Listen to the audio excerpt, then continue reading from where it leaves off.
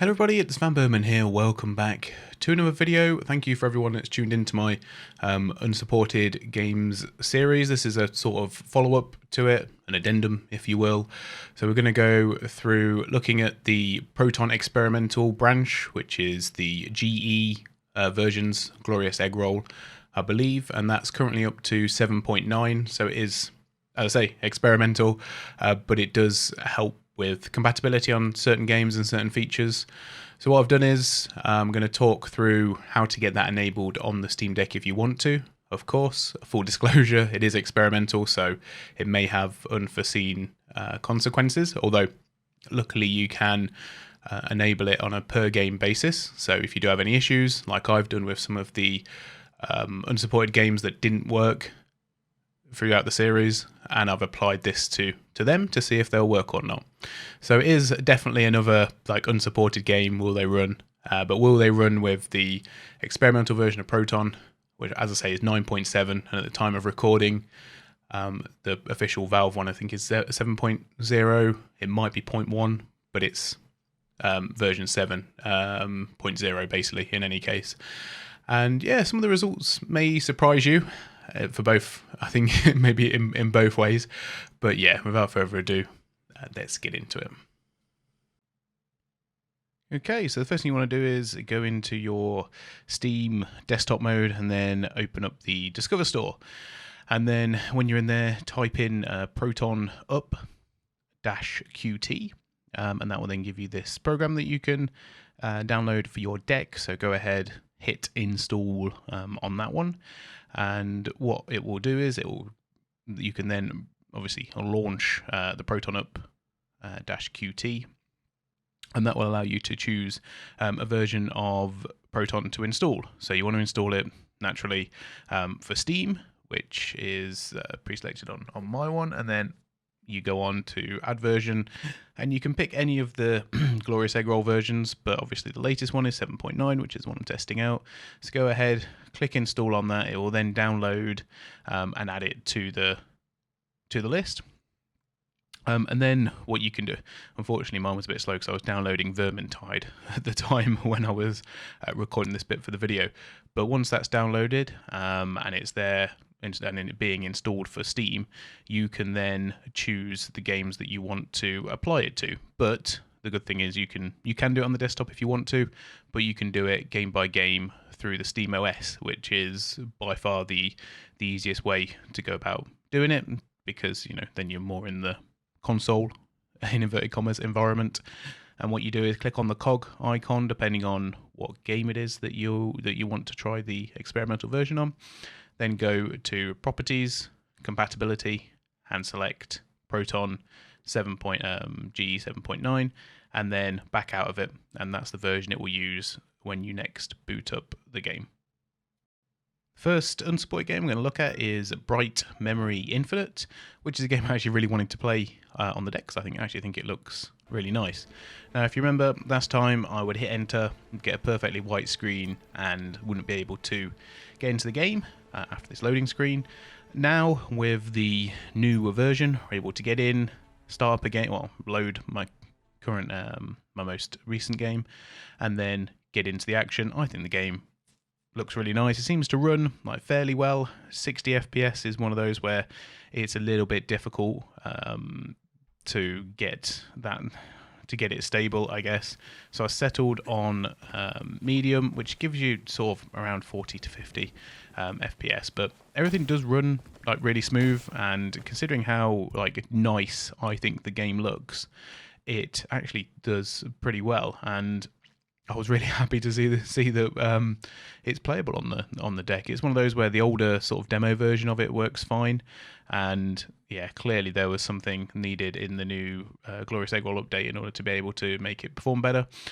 One of the things I probably could do, which I haven't tried yet, is move everything down to low, put resolution scaling on. I don't know if it has native FSR support, but it's something you could try to maybe try and increase the frame rate closer to a stable 60, but I just don't think it's going to be really possible.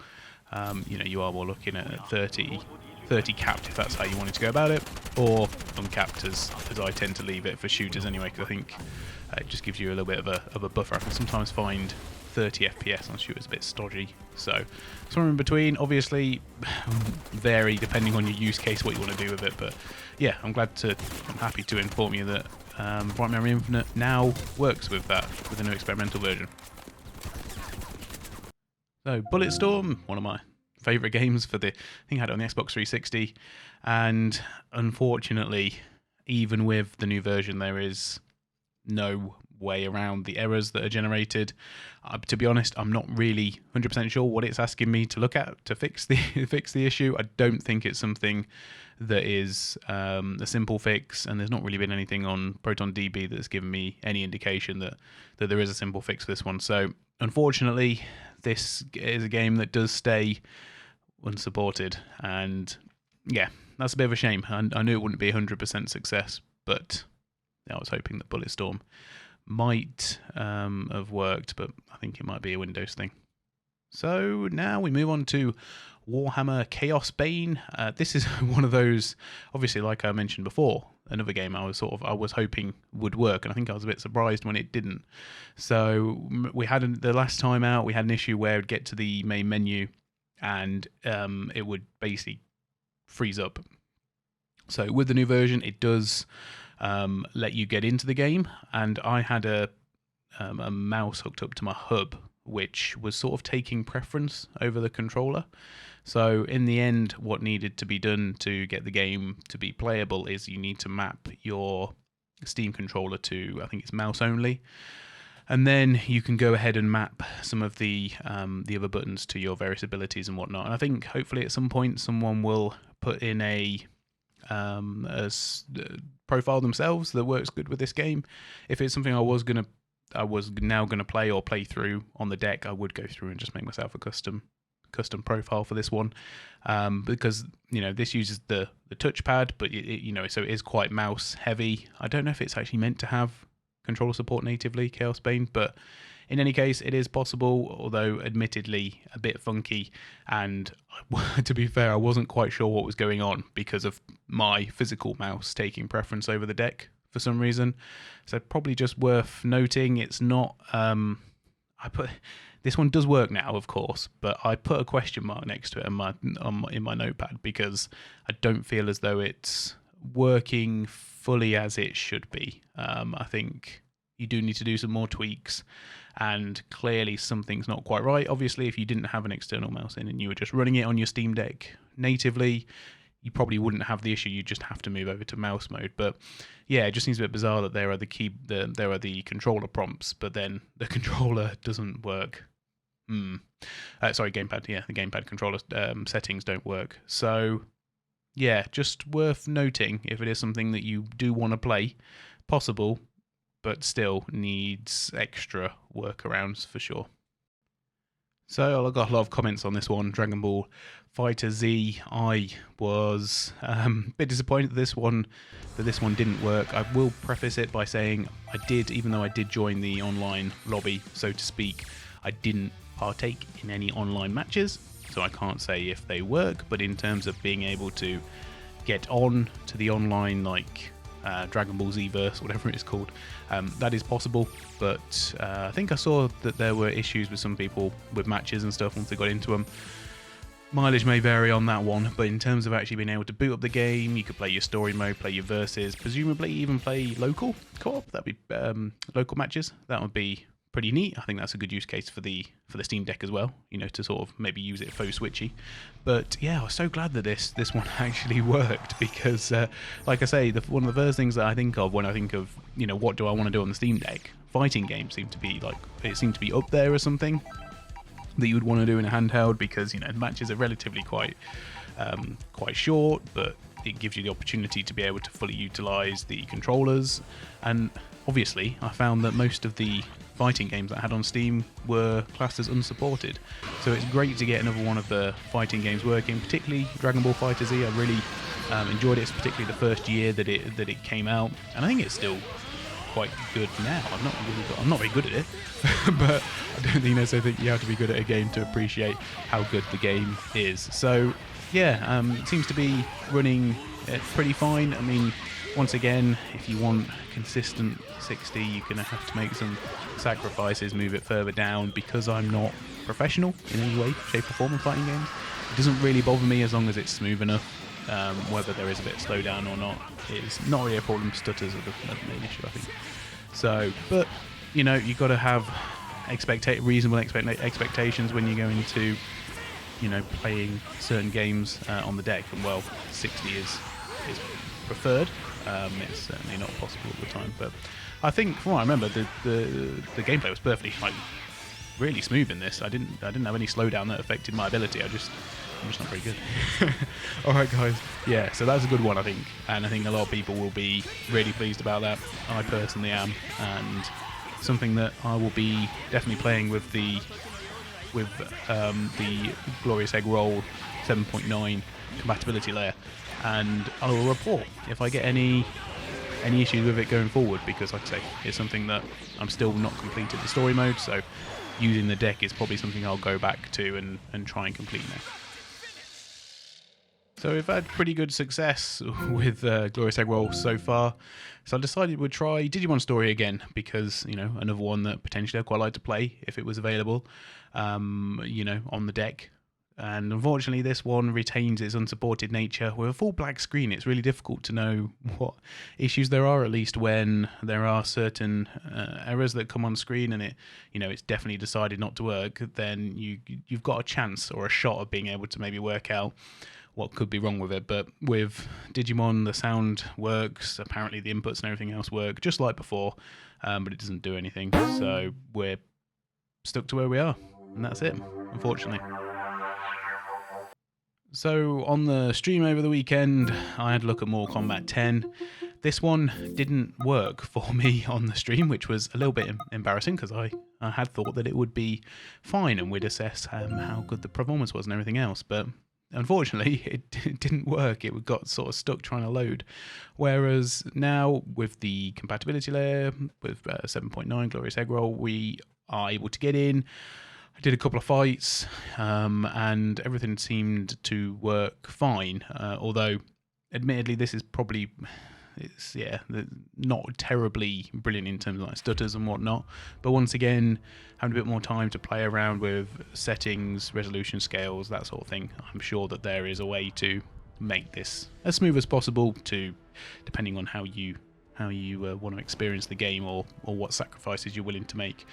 But yeah, luckily more Kombat 10 does work, and everything seems to function properly, all the online features and stuff as well, so I don't think there's much else I can say. I think the good thing about a lot of these games that are not technically working now and do need this experimental compatibility layer is that you can almost, with some degree of certainty, expect that these will work on your Steam Deck later on down the line. So potentially if you're like a Q3 person who's waiting for their deck, this will may well be classed as playable by then.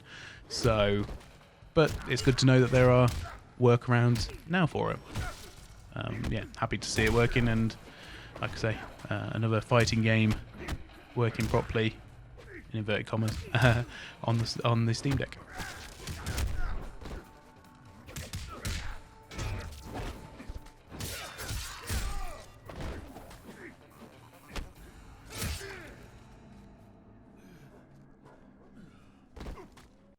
Seems to be pretty much all fighting games in this video, but I know we did Tekken 7 not even that long ago, and I had issues with the controller inputs dropping.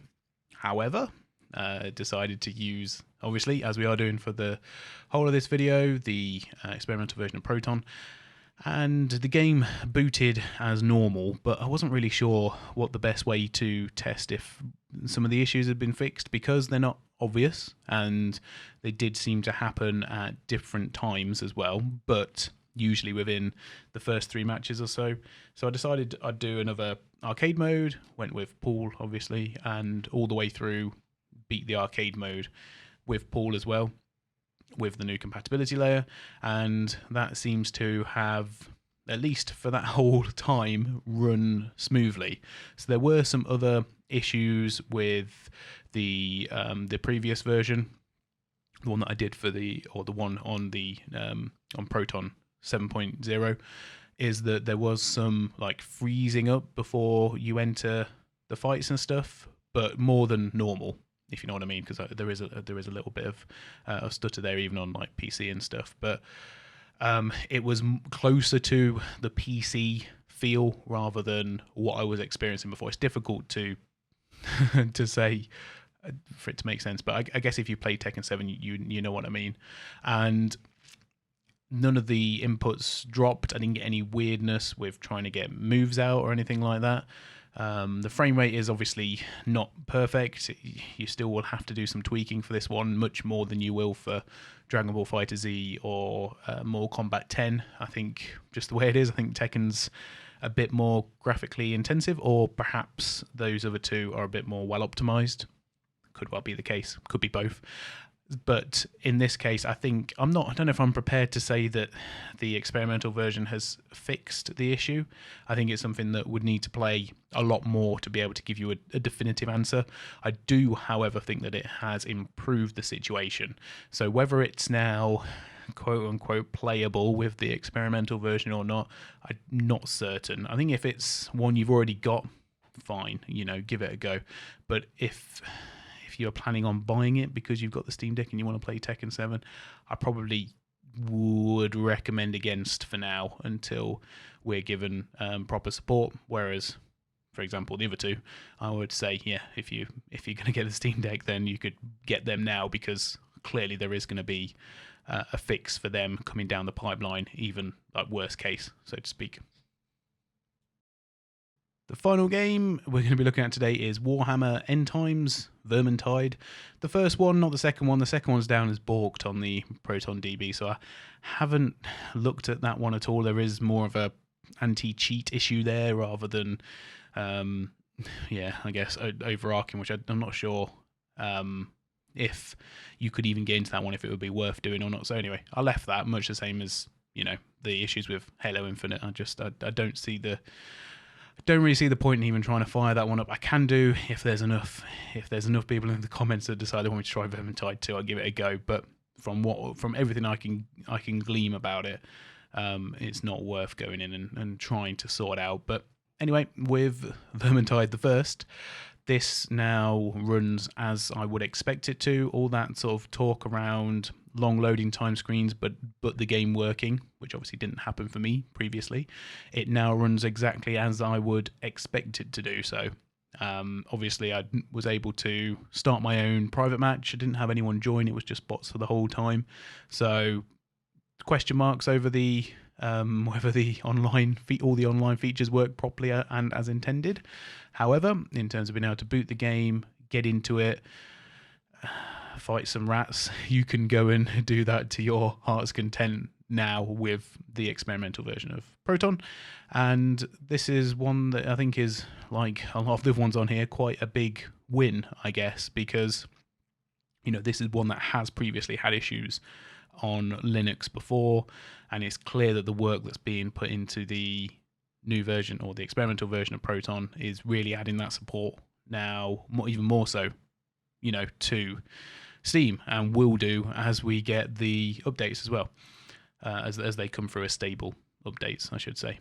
So yeah, I don't know. I think we can all be pretty happy with the progress that's been made. They're clearly doing a great job on the Proton stuff. I mean, I'm really impressed anyway. I know obviously we've gone through like the bottom of the barrel worst ones. They've been tested and been shown not to work properly. So I guess I was never expecting such a high success rate. I certainly wasn't expecting the compatibility to have massively jumped up from 6.3 to 7 as it has done, because I think that's what we're looking at here really in a lot of the unsupported games. And now this video here is taking almost like the small percentage of, or the small percentage of the small percentage, if you like, and adding back a lot of compatibility. So even if we sort of ignore Tekken and maybe put that as a little bit of an anomaly, that then gives us Bright Memory Infinite that now works, Chaosbane that now works, Dragonball FighterZ that now works, Mortal Kombat 10 that now works, and the first Vermintide that now works that didn't previously on 7.0. So that then only leaves us with Digimon and Bulletstorm that now don't work from the original ones that were tested. And I think that, that's particularly impressive. And the fact that you can do that the fact that you can get that working for yourself with really minimal effort, obviously from the tutorial that I posted at the beginning, it is that quick to go and do it. I think the file is about 1.2 gigabytes or 1.1 gigabytes for you to download, and then it's ready to go as soon as you get back into the Steam OS. So there's really no reason to not do it unless you're obviously are concerned in any way. But there's also obviously no guarantees that it will necessarily help things. But clearly it has, and it's great to see that stuff that's now working will hopefully and should do become stable down the line. One of the things I have heard about the glorious eggroll Proton as well is for some of the games where I had issues with cutscenes or in-game videos, so like Empire of Sin, Go Medieval, those games should, in theory, from what I've heard anyway, they should now be sorted in terms of that aspect of it with this new Proton version, the GE version. So yeah, go at it. See if that does help if you already got a Steam Deck. And I've been massively impressed. I think we're down to 4 games now, 4 or 5 games that don't work out of the whole 8 episodes. Might be more than that, but this video itself ties up a lot of those loose ends of some of the bit more like AAA titles, if you like. Anyway, thanks for watching, everyone. I hope you enjoyed the video, and I will see you all very soon, I'm sure, for a different kind of one. Thanks for watching, guys. Bye for now.